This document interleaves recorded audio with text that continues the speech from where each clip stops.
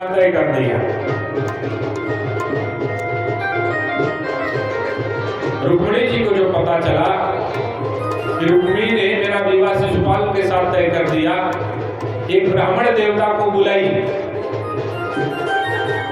ब्राह्मण देवता ये पत्र ले जाकर के द्वारिकाधीश को दे देना, और ये पत्र नहीं मेरे प्राण हैं, प्राण समझ करके जितना शीघ्र हो सके द्वारिकाधीश के पास जाइए। ब्राह्मण देवता पत्र लेकर के जल्दी जल्दी द्वारिका के लिए निकले। परसों बारात आनी है। रुक्मिणी जी सोच रही हैं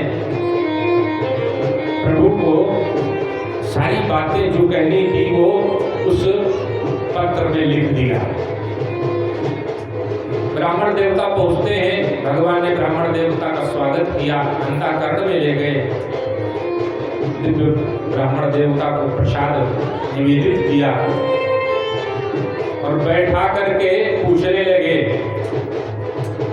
हे ब्राह्मण देवता, आखिर क्या प्रयोजन है कि आप विदर्भ देश से यहाँ पर आए हैं? महाराज, रुक्मिणी जी का पत्र लेकर के आया हूं। भगवान ने कहा तो पत्र खोल करके सुनाओ। ब्राह्मण देवता ने कहा प्रभु ये आपका प्राइवेट पत्र है, मैं नहीं पढ़ सकता। भगवान ने कहा ब्राह्मणों से मेरी कोई बात छुपी नहीं है, इसलिए पत्र तो आप ही सुनाइए। ब्राह्मण देवता ने पत्र खोला और पत्र में जितनी भी बातें लिखी थी भगवान को सुना दी। रुक्मिणी जी ने 7 सुंदर श्लोक लिखे थे और रुक्मिणी जी का भाव क्या था? श्रुत्वा गुणान् भुवन सुंदर शृण्वतां ते निर्वेश्य कर्ण विविरैर्हरतोऽङ्गतापम् रूपं दृशादृशिमतामखिलार्थलाभम् त्वय्यच्युता विशति चेत्तमपत्रमं मे। हे प्रभु, श्रुत्वा गुणान् भुवन सुंदर, मैंने आपको देखा तो नहीं है, लेकिन आपके गुणानुवादों की चर्चा मैंने ब्राह्मणों और साधु संतों से सुनी है, और उन गुणों को सुन करके मैं आपसे प्रभावित हो चुकी हूँ, आपसे प्रेम करने लगी हूँ।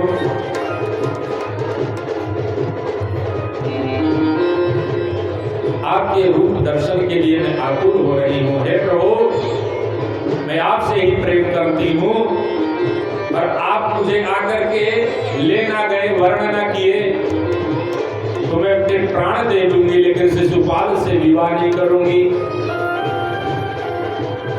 हे प्रभु, अगर आपको लगता हो कि हरण करके लाऊंगा दहेज में कुछ नहीं मिलेगा तो ये मत सोचना, दहेज में मैं बहुत कुछ लेकर के आऊंगी। क्या? बोले अपने सुंदरवती, और जो मैंने व्रत उपवास रखे हैं, जो मैं प्रभु सेवा करती हूँ, जो पुण्य है सारा पुण्य मैं लेकर के द्वारिका आऊंगी, वो दहेज के रूप में आपको मिलेगा।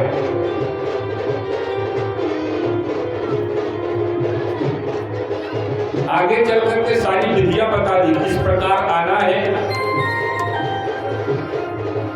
कि हमारे भाई को ना पता चले, राज्य में किसी को ना पता चले।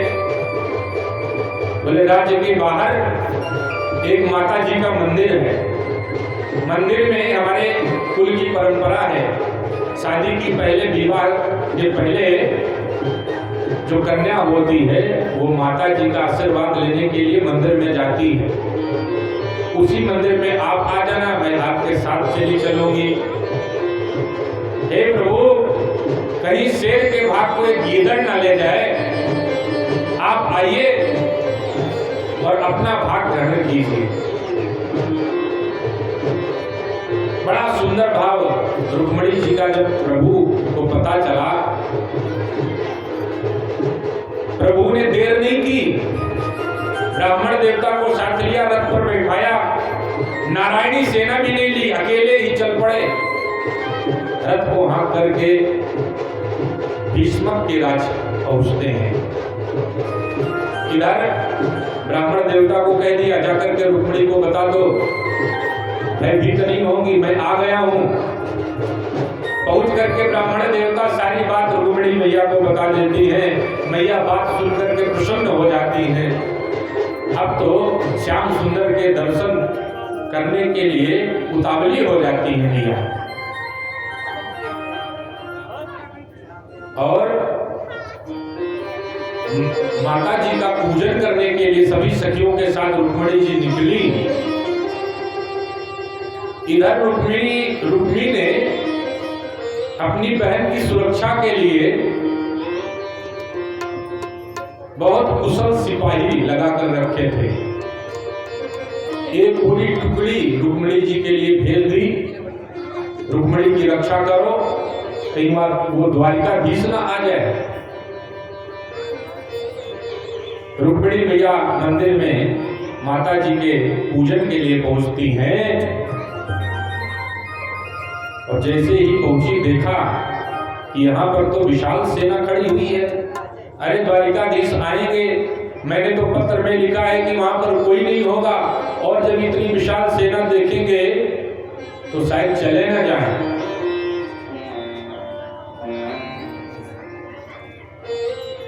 माता जी को मनाने लगी, अंदर गई, पूजन किया और हाथ जोड़ करके मांगा कि अगर मैंने अपने जीवन में व्रत उपवास रखे हैं, आपका पूजन किया है, तो सारे पूजन का एक फल ही मिले, मुझे श्याम सुंदर के चरणों में स्थान मिले।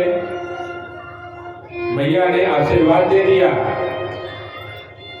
मनुजाई राजेऊ मिलई सोबर, सहज सुंदर सावरो। मनुजाई राजेऊ मिलई सोबर, सहज सुंदर सावरो। करुणानि धान सुजान शील सनेहु जानत रावरो। करुणानि धान सुजान शील सनेहु जानत रावरो। मनुजाई राजेऊ मिलई सोबर, सहज सुंदर सावरो।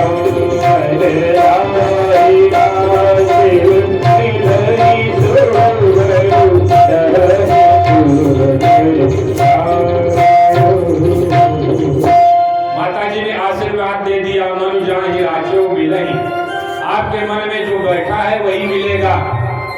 मैया थोड़ा और स्पष्ट कर दीजिए। बोले जो सहज होगा, सुंदर होगा, थोड़ा सा और स्पष्ट कीजिए।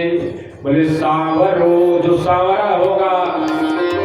अब मैया ने जब सांवरा का नाम सुना तो प्रसन्न हो गई कि श्याम सुंदर ही हमको मिलेंगे।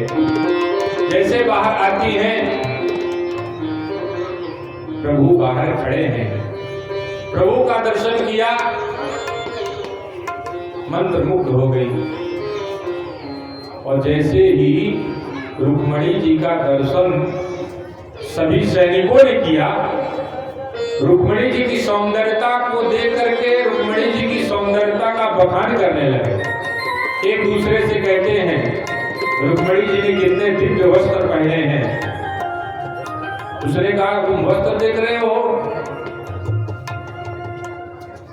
जो गले में हार पहना है कितना सुंदर लग रहा है, हाथ में कंगन पहनी है कितना सुंदर लग रहा है। सुंदरता की चर्चा होने लगी आपस में, किसी को आभास ही नहीं हुआ कि कब द्वारिकाधीश आकर के रुक्मिणी मैया का हाथ पकड़ करके रथ पर बिठा करके 9-2-11 हो गए। जब कुछ दूर भगवान पहुंचे, रुक्मिणी जी का रूप विस्मरण हुआ, सखियों ने कहा तुम लोग भांग वांग पी करके आए हो क्या?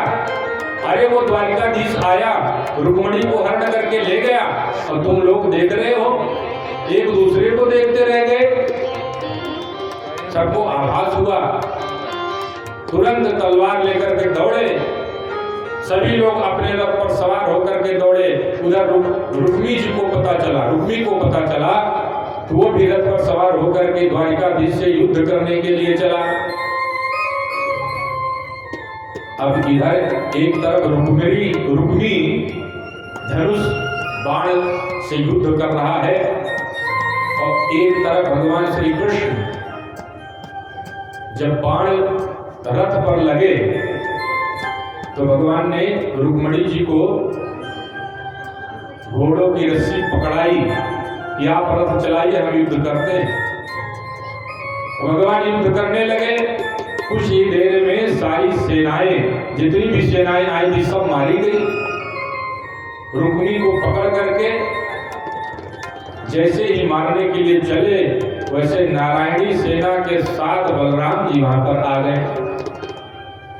बलराम ने भगवान को रोका, कृष्ण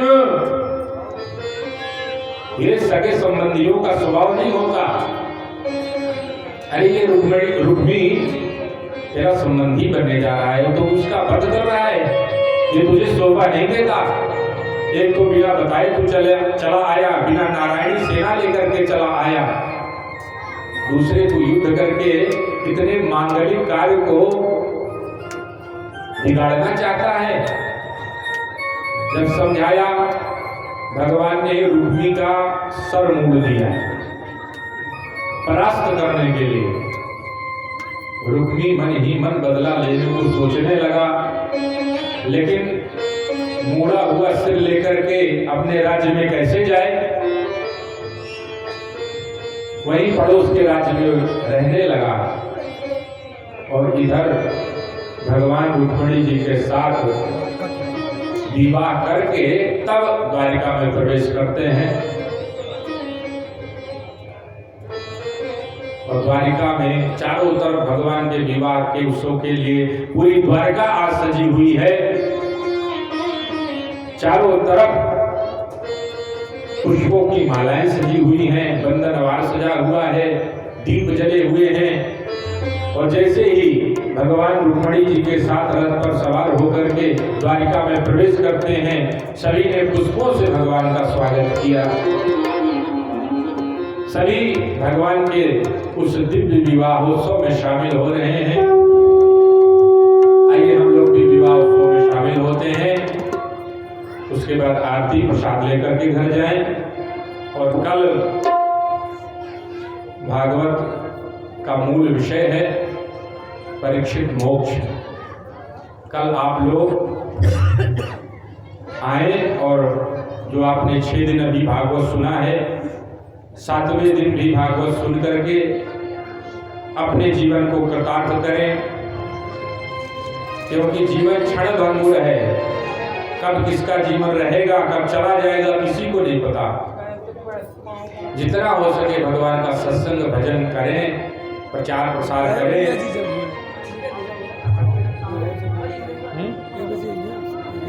तैयार है तो आप बुलाओ ना।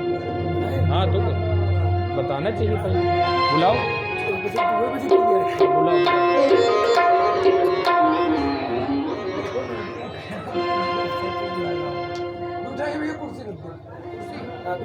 आप लोग 6 दिन तक दिव्य सत्संग किए और यहाँ की जनता भी भगवान के कथा को अत्यधिक पसंद करती है और बड़े भाव से सुनती है और भाव में ही भगवान बसते हैं।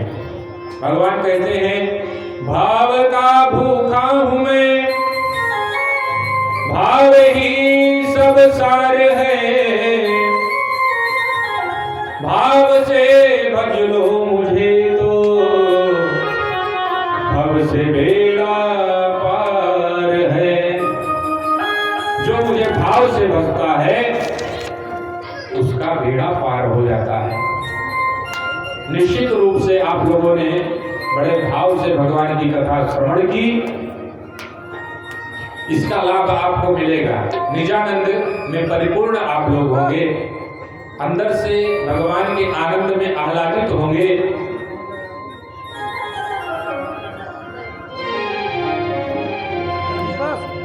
और ये पुण्य भूमि है जहाँ पर अनेक संतों ने जन्म लिया और यहाँ पर धार्मिक कार्य का आयोजन बढ़ चढ़ के होता है। तो आप लोग बड़े धन्य हैं जो भगवान की कथा में आज विराजमान हैं। दोनों लोग आए, जयमाला करा दो बस में और उसका बैठा दो ताली वाली। मनोहर माधुरी जोड़ी, मनोहर माधुरी जोड़ी, हमारे श्याम श्याम। मनोहर माधुरी जोड़ी, मनोहर माधुरी जोड़ी, हमारे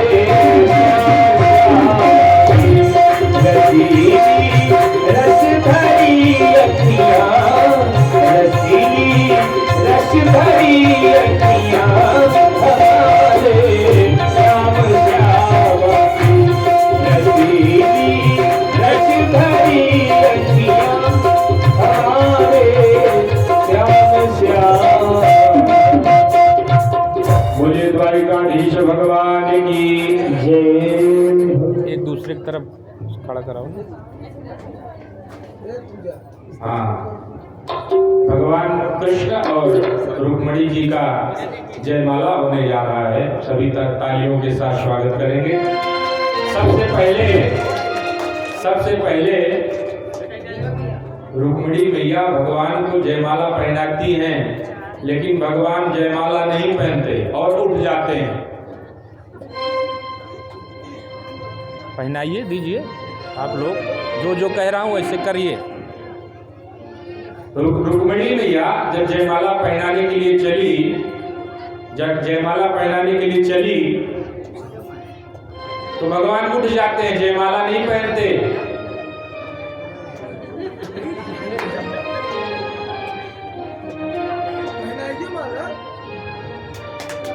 बोलिए द्वारिकाधीश भगवान की। श्री अतुबर को